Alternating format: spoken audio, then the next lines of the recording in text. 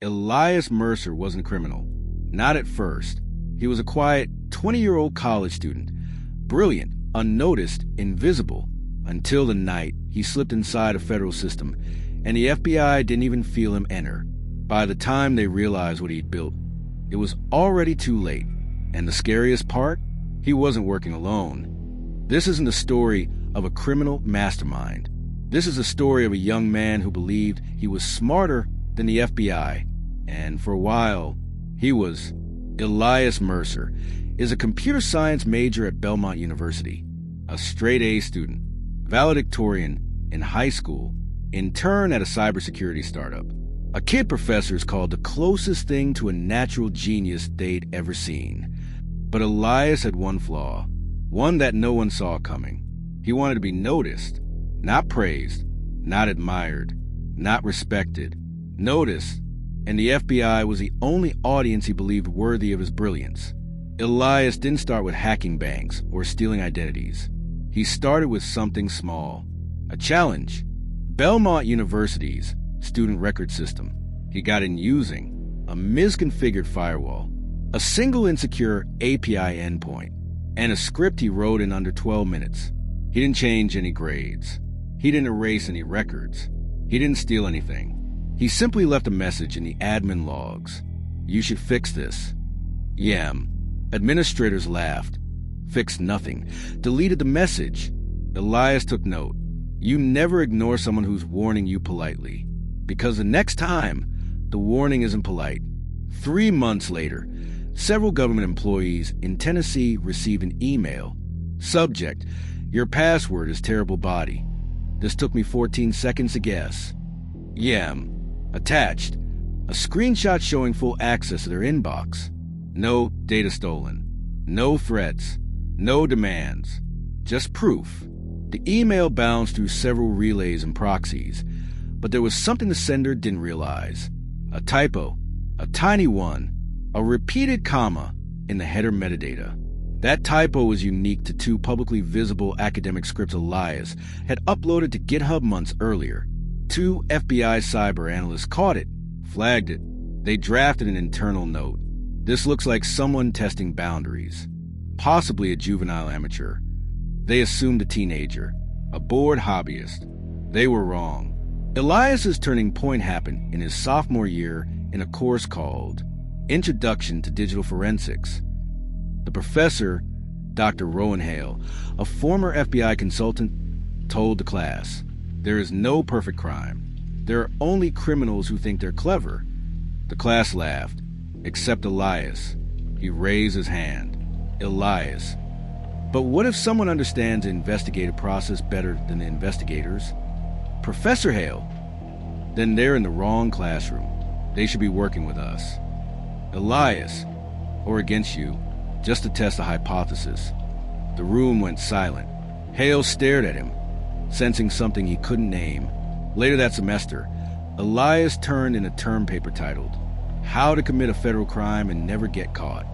Dr. Hale gave him an A and flagged the paper privately in the university system, not as a threat, but as potential.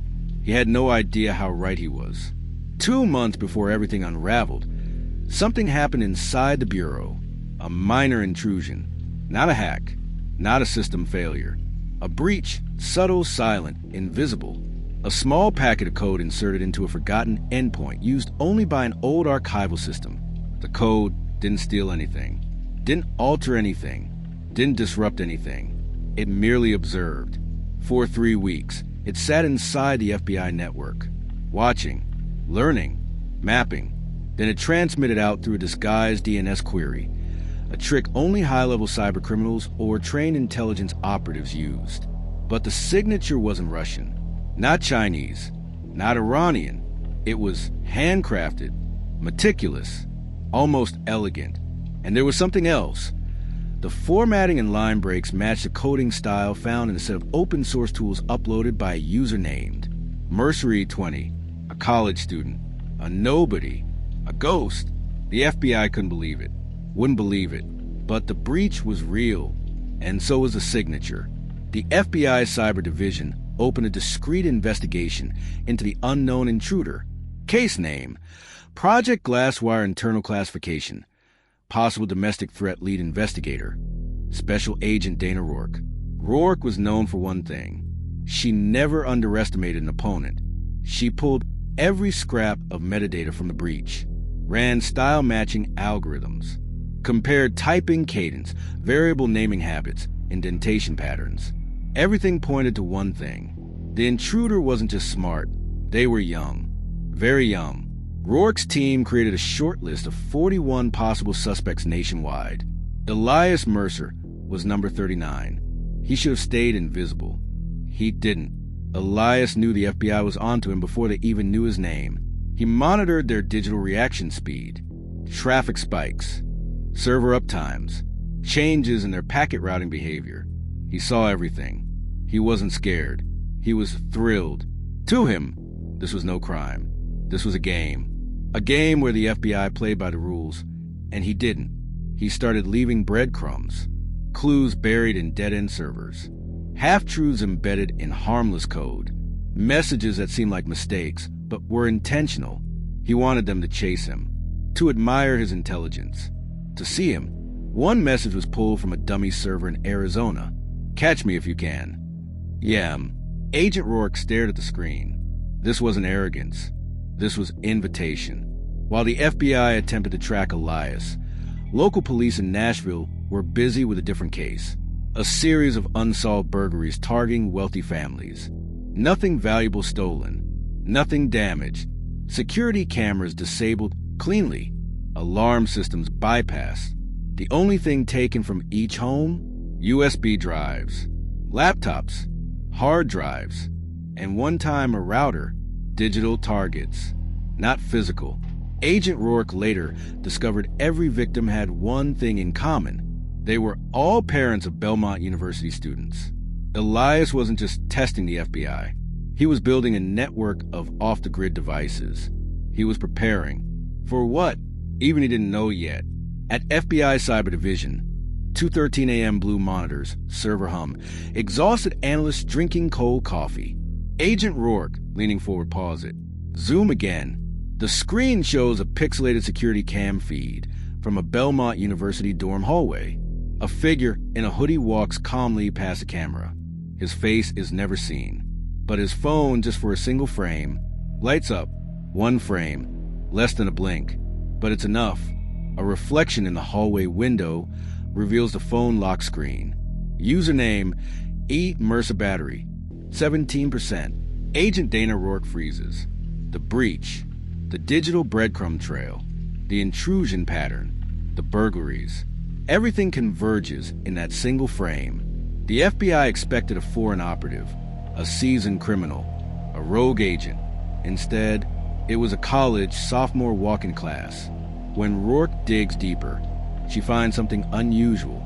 Elias Mercer had no criminal record, no disciplinary issues, no hacking forums tied to his name, no suspicious bank activity, no dark web presence. He didn't even pirate movies. He was a ghost, not because he hid himself, but because he didn't believe he needed to. He wasn't afraid of being caught. He believed he couldn't be. Professor Rowan Hale opened his office door to find the FBI waiting. Agent Rourke, we're looking into one of your students. Professor Hale. Which one? Agent Rourke. Elias Mercer. Hale's face tightened. He didn't look surprised. He looked disappointed. Professor Hale. I warned him. He thinks in puzzles, not consequences. Agent Rourke. Could he break into a federal network? Hale gave a long breath. Professor Hale. Elias could break into anything. The question is, why would he? For weeks, Elias's crimes had no clear motive. No money stolen. No secrets leaked. No ransom demands. Then the pattern emerged. Agent Rourke realized the intrusions weren't random. An IRS endpoint in Ohio, a Department of Agriculture server in Nebraska, a local courthouse archive in Atlanta, a DMV system in New Mexico, a hospital network in Chicago, a forgotten FBI archival node in West Virginia. Each one seemed irrelevant, but then Rourke mapped them. When layered together, the targets formed a pattern, a shape, a lattice. A digital skeleton key, a unified map of how U.S. federal and state systems connected behind the scenes. Elias wasn't hacking systems. He was mapping America. He was building a digital blueprint for something far bigger than bragging rights. This wasn't a prank. This was architecture. Elias's only close friend was a psychology major named Lena Hartley. Quiet, smart, introverted. The only person he trusted enough to talk to. One night at a coffee shop, Lena confronted him. "Lena, you're different lately. Cold, obsessed." "Elias, I'm close to proving something." "Lena, proving what?" Elias stared out the window.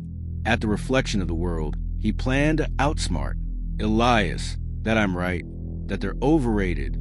He meant the FBI. "Lena, Elias, they don't play games. They bury people like you." He smiled gently, not mockingly, not arrogantly.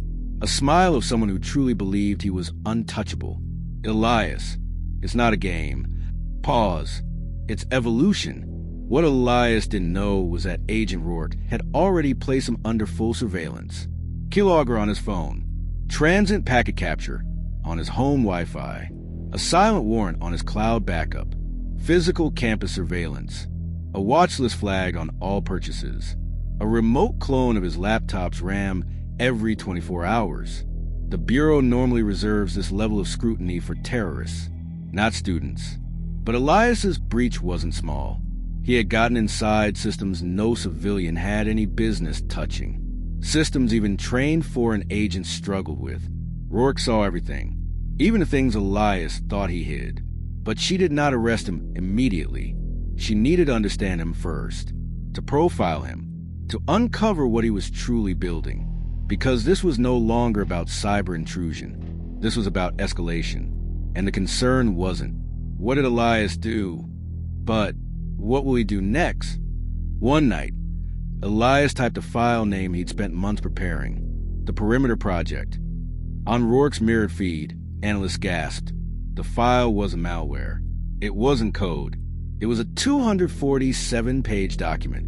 A step-by-step blueprint for a coordinated multi-system failure across DMV databases, IRS authentication nodes, hospital digital infrastructure, TSA watchlist syncing, federal building access control, court record verification, emergency alert networks, jail roster syncing, voting registration databases.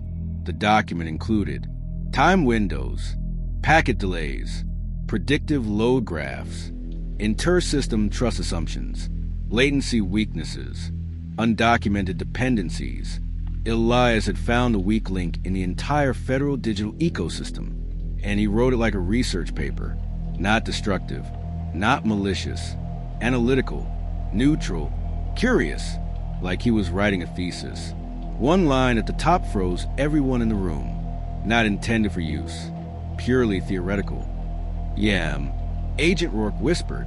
"He doesn't understand the danger. He thinks this is academic." The FBI could not link Elias to the breach legally. They had no smoking gun. Everything he did was anonymous, encrypted, and well hidden. But then, he made his first mistake. A tiny one, a human one. When editing the Perimeter Project, Elias pulled a reference file from an external drive. A drive he had previously stolen from the home of a Belmont parent.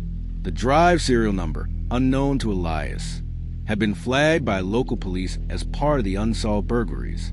When the FBI cross-referenced it, everything snapped into place. Elias had left a fingerprint, a digital one, small, invisible, devastating. Rourke closed her laptop. "Bring him in."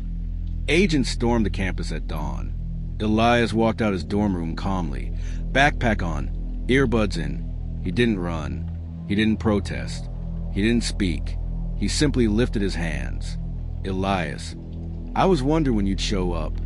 But when agents searched his laptop, it was blank, wiped, clean, factory reset. No files, no programs, no logs. Rourke wasn't surprised. She simply said, "Check the desk drawer." Inside was a sticky note, handwritten. It read, "If you're looking for the real computer, you're late. The dorm room smelled faintly of burned plastic. Under the bed was a melted hard drive. Deliberate, unrecoverable. Elias had destroyed everything mere minutes before they arrived. He had expected them. He had prepared. And worse, he smiled, as if he'd won. At FBI field office, Nashville, a dim interrogation room. One metal chair, one table, one camera blinking red. Elias sits calmly, hands folded, expression. Special Agent Dana Rourke enters, holding a thick file. She doesn't sit. She doesn't speak. She simply studies him. Elias doesn't blink. Finally, Elias. You took longer than the model predicted. 7 minutes off. Rourke. And yet here you are. Elias gives a small, unsettling smile. Elias. Here I chose to be. Rourke sets the file on the table. Rourke. Elias Mercer, you're under investigation for... He raises a hand politely. Elias. No need. I've read the probable cause filing. It's incomplete. She narrows her eyes. Rourke. You think you're smarter than everyone in this building. Elias. I don't think that. I know exactly where I stand. He leans forward. Elias. And I know you're missing the main question. Rourke. And what's that? Elias. What did I actually do? Agent Rourke begins a formal interrogation. Rourke. You breached multiple federal systems. Elias. Incorrect. I observed. There's a difference. Rourke. You stole hard drives from 6 homes. Elias. Borrowed. Temporarily. They were poorly secured. Rourke. You built a blueprint to disable critical infrastructure. Elias. Modeled. Not built. A hypothetical. A thesis. Rourke slams a file on the table. Rourke.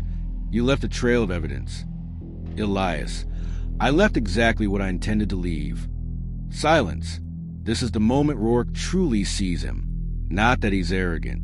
Not that he's brilliant. But that he's strategic. And he's hiding something far more dangerous than code. Outside the room, analysts comb through his digital history. Every account is clean. Every device is wiped. Every folder is empty. Every trace of wrongdoing gone. Not overwritten. Not deleted. Strategically eliminated. What alarms the FBI most isn't a lack of evidence. It's the precision. Elias didn't panic wipe his devices before fleeing. He wiped them in a pattern, following encryption standards, using 7-pass overwrites, aligning deletion windows with VPN rotations, timing purges to coincide with known system downtime. This wasn't reaction. This was planning. Agent Rourke studies the wipe logs. There's something chilling. Elias erased everything only 3 minutes before the FBI arrived. He knew. He anticipated them. He modeled their response time. He predicted their arrival. Rourke meets with FBI behavioral analyst Dr. Mark Fenwick. He flips through Elias's file. Fenwick, you're not dealing with a criminal personality. You're dealing with a theoretical one. Rourke, meaning? Fenwick. He doesn't want power, money, or destruction. He wants to solve a problem. Rourke, and what problem is that? Fenwick looks at the screen, showing Elias in the interrogation room. Fenwick, he wants to know if he can win. The FBI tears apart Elias's dorm room for hours. Nothing. Then Rourke notices something small. A faint indentation in the carpet. Rectangular. About the size of a laptop. There had been a second computer. Not the decoy Elias burned. A real one. The one that mattered. Where is it? A search of campus security footage shows Elias leaving the dorm that morning with only his backpack. But no laptop. A janitor in the hallway tells Rourke. He dropped something in the trash chute last night. The building's trash compactors crush everything that enters, except one bin that jams frequently. Agents rush to it. Inside is a plastic lining freshly cut and stitched. It's empty, but the bottom carries faint chemical residue. Thermite. Elias didn't just hide the laptop. He vaporized it. A forensic analyst whispers. There's nothing left. Nothing. Rourke closes her eyes. He planned this months ago. Lena Hartley is brought in. Her hands shake as she sits across from Rourke. Rourke, you're safe. We just need to know what Elias told you. Lena stares at the table. Lena, he said he was building something. Something big. Something no one had ever done. Rourke, why? Lena hesitates. Lena, he said the world had rules, and he wanted to see if he could break one. Rourke, what kind of rule? Lena's voice drops to a whisper. Lena, no one outsmarts the FBI. That rule. Elias sits in his interrogation cell, perfectly still. Outside, Agent Rourke steps into the surveillance lab. An analyst calls out, "Ma'am, you need to see this." They found something inside the mirrored backup of Elias's home router. Tiny, almost invisible. Almost. A hidden outbound signal.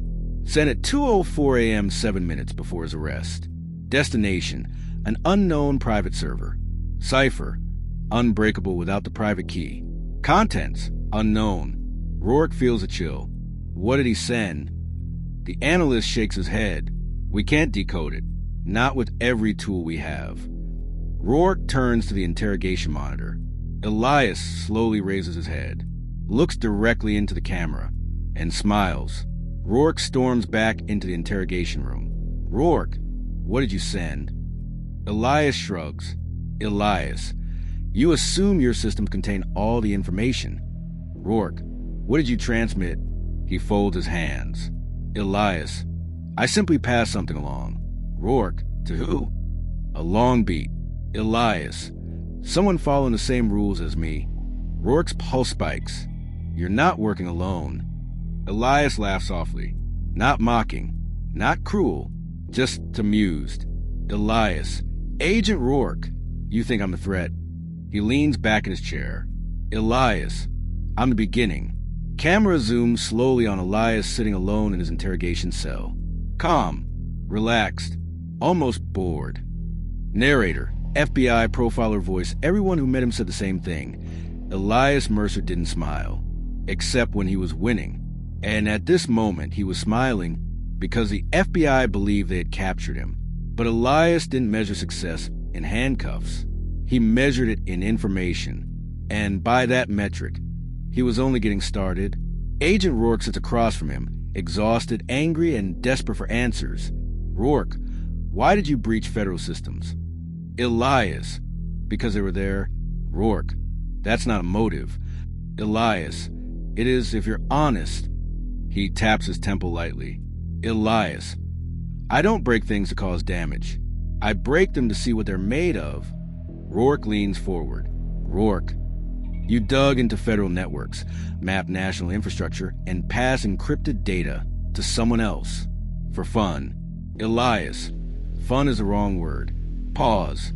Validation. Rourke is silent. Elias continues. Elias, people like me don't fit in classrooms. We fit inside systems. I wanted to know if the best system in the world could see me. He tilts his head. Elias, it couldn't. Not until I let it.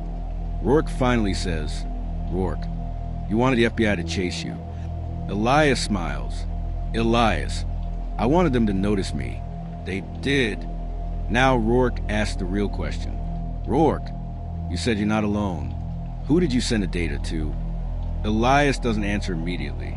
He examines the room like he's reading source code. Then, Elias, you think this is about terrorism, don't you? Foreign threats. Domestic cells. Someone turning me into an asset.